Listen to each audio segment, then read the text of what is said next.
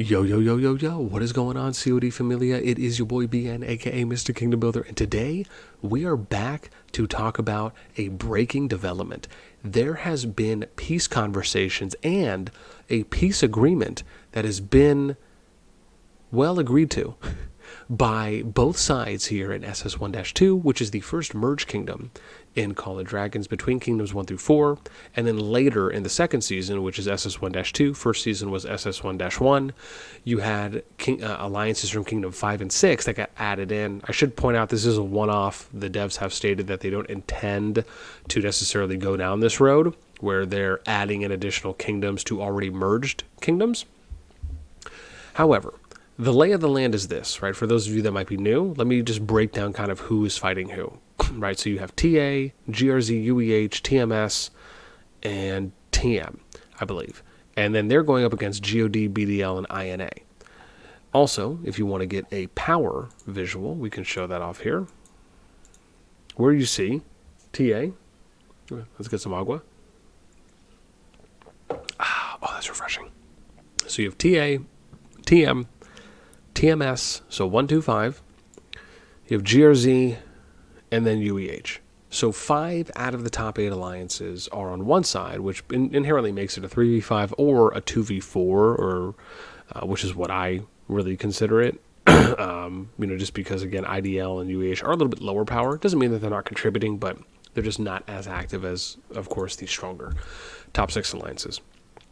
So before I tell you what the terms are for the agreement, right, let me just explain. TA was able to push through and kind of break the BDL line. God, I don't believe, has been able to make headway getting to the ramp. They actually got pushed, I think, back beyond the ramp. If you remember, before they were fighting and they had a flag here at the bottom of the ramp trying to build up and go through. We showed that off in a video previously. So these are what the terms are. The terms is that the TA Union side has asked the opposition, BDL, God, INA, to remove all their flags in Zone 2. They're able to, I still believe, hold those level 2 passes, but they have to withdraw back to Zone 1. And of course, with peace agreements, the idea is that they don't fight anymore. So, now I don't know who initiated the agreement. I know I got a confirmation from players on both sides that an agreement had been struck, it had been agreed to, and this is where we're at now. So let me now dive a little bit into, what are some of these ramifications that can play out just based on where we are right now. So I think there's a few things that are inherent here, which is, one, how long will the peace agreement last? Will the TA Union side still try to be aggressive and attack the others during the peace agreement? Will they honor the peace agreement? Will it in fact be the other side, right? The INA, BDL, God Alliance, will they attempt to, heal up a little bit, wait their time out and maybe attack again? Will both sides maybe come to some type of agreement where they maybe do some type of organized PvP, where maybe they'll allow each of the alliances to flag out to something and they'll just kind of fight over it? I mean, I think one example that would be cool is if this was like an elevated island and they each had ramps going onto it, and then each of the alliances just kind of went up here and they basically just kind of fought for, the middle control. Like, basically who was ever able to push each other's flags off and down at the bottom of their ramp, kind of won, or they would just reset and do it again. Just things like that. Will they try an organized PvP route where they'll still be able to have fun and, battle to their heart's content? I actually like the idea here as well of kind of fighting to the person's pass, right? Just because it's a small area. You really can get there in, 3 flags, give or take. And then you're just kind of fighting it out to your heart's content. I kind of like those ideas of, you fight it out constantly, and, whoever destroys 1 flag of your opponents or something like that, right, kind of wins that battle. Then you just kind of reset, reheal, whatever it may be. But again, right, it does just depend on what their approach is, right? Do they just want to crush and, will something happen to that from either side? Will they take more of a, kind of progression development based route where they're not going to kind of hamper the individual player progression from constantly fighting nonstop and just halting growth? There is a lot, because really the TA Union side is kind of in control at this point. Just when you look at, again, we mentioned this before, right? If you look at the top 200 players, they have 66% of the top 200 players on their union, right? The other side, you're in a BDO God, they have about 66 players, and so that are within the top 200. And even if you look at the merits, I mean, they've been fighting like crazy, right? Just if let's zoom in real quick, and we'll just show you some of the boards here, which I just think are just insane, right? You got BDL at 191, TA at 189, TM 166, God, I mean, you got 4 alliances over 100k merits, right? That is bananas. Even the numbers from TMS and GRZ are respectable. IDL has a little bit of action, UEH has a little bit of action, right? Even if you look at strongest players, you can see, I always love looking at the bubble position just to see how strong the number 200 is, right? So 22.14 mil. If we look at personal merits, this just kind of is a soft indication of how much PvP your kingdom does, right? To let you know what the top. I wish they extended this. I wish this went to like top 500 or top 1,000. But you got 1.215, 1.22 mil here for the merit minimum, right? On that bubble, on that number 200 bubble player. So that's quite a bit of fighting, right? If you got over 1 million merit points. And clearly there's a little bit more than that. Maybe that extends to 250, 300, give or take. So now, what do you do, right? What is going to happen? There is a lot left, right, as far as time-wise goes. You have to understand Zone 2 really just opened a couple days ago. And maybe a little bit more than a couple days ago. But you still have to wait to flag out, capture when the behemoths open. Then you got Zone 3. I mean, again, it's not as though, we're deep into the kingdom. And I want to point something out. This is going to lead into a bigger conversation. I'll probably make a separate video on this. But this is one of the reasons why I am going to start really being an advocate for how we should be seeing not only merged kingdoms, but I personally even believe they should be doing this in home kingdoms, right?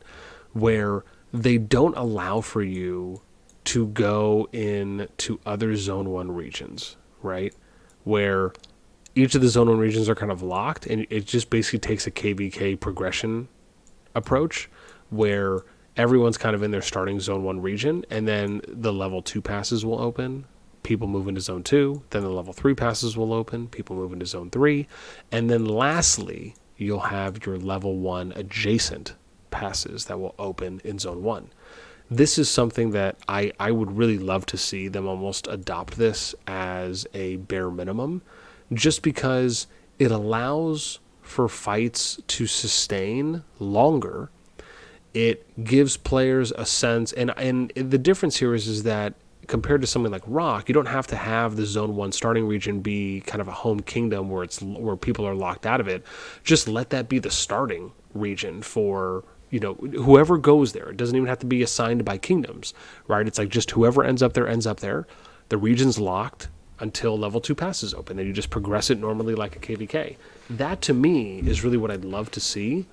I also think they could do it some other ways. They could make it to where whatever Zone 1 region you start in, you can only go to the adjacent region. So if you start in Nivola, you could only go to Darlin or Sophrostia.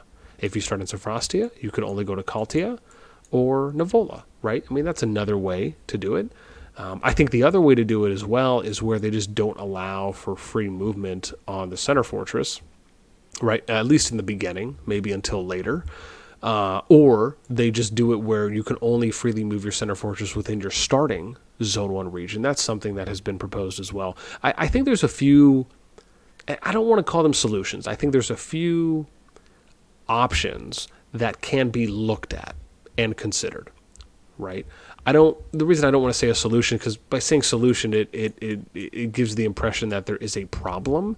And I don't necessarily believe that there is inherently a problem at the moment, but I do think that when you look at how SS1-2 is playing out with the removal of unions that played a pretty significant factor into the TA union side having even a little bit more of an advantage because of that, and how that was switched up, Legion capacity changes where they increased that a little bit last minute, and then you look at the situation of where they're at now. It does tend to make you wonder and think, the fact is that when you're opening level 1 adjacent passes, you're essentially allowing for players to, and or even a single alliance, to just run through region to region and crush all the big alliances there. That, for all intents and purposes, is pretty much what we saw TA do in Server 2 in the home kingdom I played in.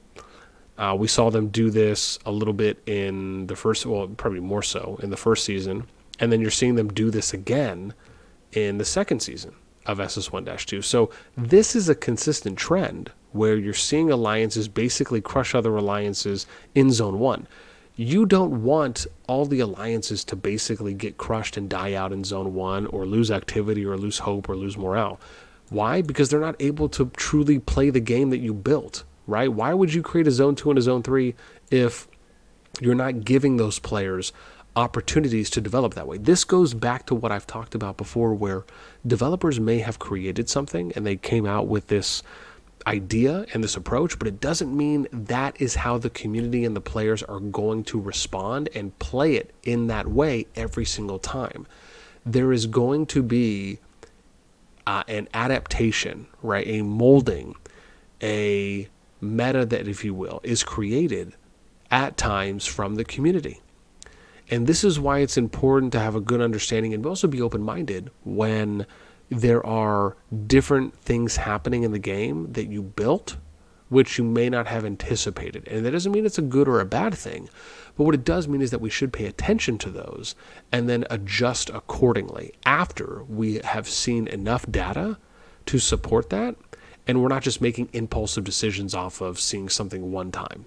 Right, that's another important thing. I can't tell you how many suggestions I'll see submitted on the official COD Discord after a update hits, and it's just, oh, this is the worst idea ever. And don't get me wrong, there could be some ideas that are probably disfavorable, but for the most part, we really won't know how those things will work. And I'll put a small asterisk here, right, because there obviously can be some things.